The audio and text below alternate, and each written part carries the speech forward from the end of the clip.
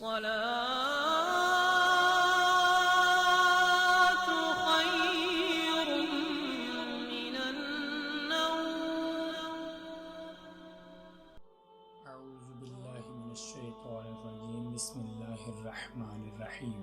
ایک مرتبہ حضرت خضر علیہ السلام دریا کے کنارے بیٹھے تھے.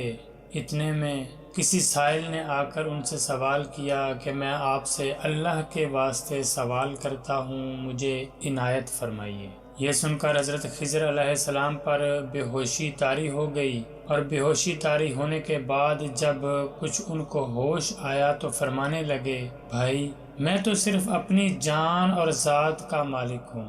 تم نے مجھ سے اللہ کے واسطے سوال کیا ہے، لہٰذا میں اپنی جان اور ذات تمہارے حوالے کرتا ہوں. تم جس طرح چاہو اس کو استعمال میں لاؤ، بازار میں چاہے فروخت کر کے اس کی قیمت سے فائدہ اٹھاؤ.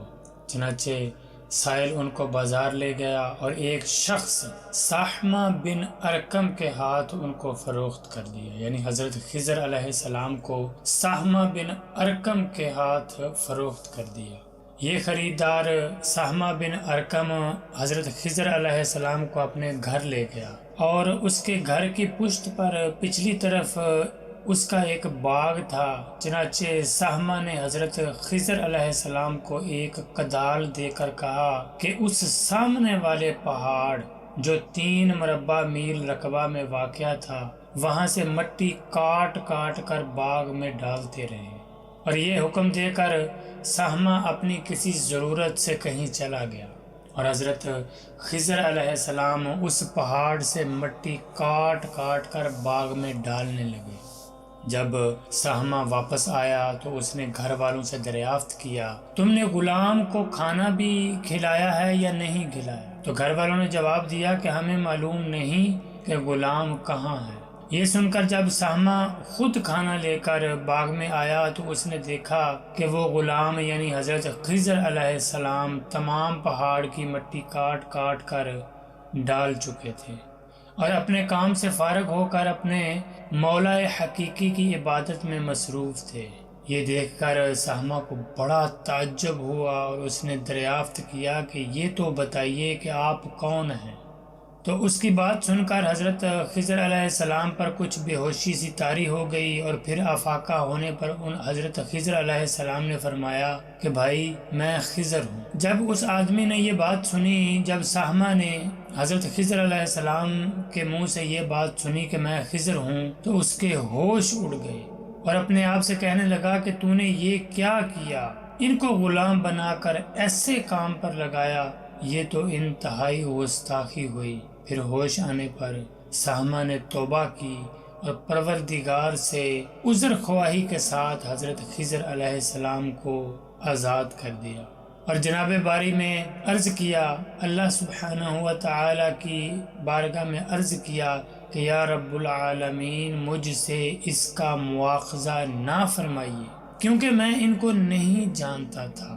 اس کے بعد حضرت خضر علیہ السلام نے اللہ سبحانہ و تعالی سے دعا فرمائی اور سجدہ شکر بجا لائے کہ اے میرے پروردگار، میں تیرے ہی حق میں غلام بنا اور تیرے ہی حق میں آزاد ہوا، اس پر تیرا شکر گزار ہوں.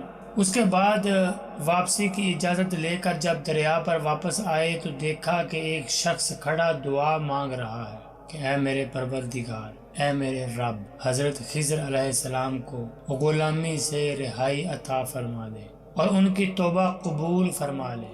حضرت خضر علیہ السلام نے یہ دیکھ کر اس شخص سے دریافت کیا کہ آخر تو کون ہے؟ تو اس شخص نے بتایا کہ میں تو شاذون ہوں، آپ کون ہیں؟ تو حضرت خضر علیہ السلام نے فرمایا کہ میں خضر ہوں. اس کے بعد شاذون نے کہا، اے خضر، تم نے اپنے لیے رہنے کا مکان بنا کر دنیا طلب کی ہے، کیونکہ حضرت خضر علیہ السلام کا دریا کے کنارے پر ایک عبادت خانہ تھا. بس یہ سن کر وہ فوراً میدان میں نکل آئے اور وہیں اللہ کی عبادت میں مصروف ہو گئے. اس کے بعد حضرت خضر علیہ السلام نے اسی جگہ ایک درخت لگایا اور اس کے سایہ میں عبادت شروع کی، اللہ کی عبادت شروع کی. تو آواز آئی، اے خضر، جب تم نے درخت کے سایہ میں سجدہ کیا تو تم نے دنیا کو آخرت پر ترجیح دی۔ اللہ سبحانہ و تعالیٰ کو دنیا کی محبت میں رضامندی اللہ کی نہیں ہے۔ اس کے بعد حضرت خضر علیہ السلام نے شاذون فرشتہ سے عرض کی کہ اے شاذون دعا کرو کہ اللہ سبحانہ و تعالی میری توبہ قبول فرمائے۔ چنانچہ شاذون نے دعا کی اور اللہ تعالیٰ نے شاذون کی برکت سے حضرت خضر علیہ السلام کی توبہ قبول فرمائی۔ اللہ سبحانہ و تعالیٰ کے برگزیدہ بندے اسی حالت میں راضی رہتے ہیں جو اللہ تعالیٰ کو منظور ہو۔ بے شک ہماری فلاح بھی اسی میں ہے کہ زندگی کے اس واقعہ سے جو ہمیں سبق حاصل ہوتا ہے کہ اللہ سبحانہ و تعالیٰ کے برگزیدہ بندے اسی حالت میں راضی رہتے ہیں جو اللہ سبحانہ و تعالیٰ کو منظور ہو۔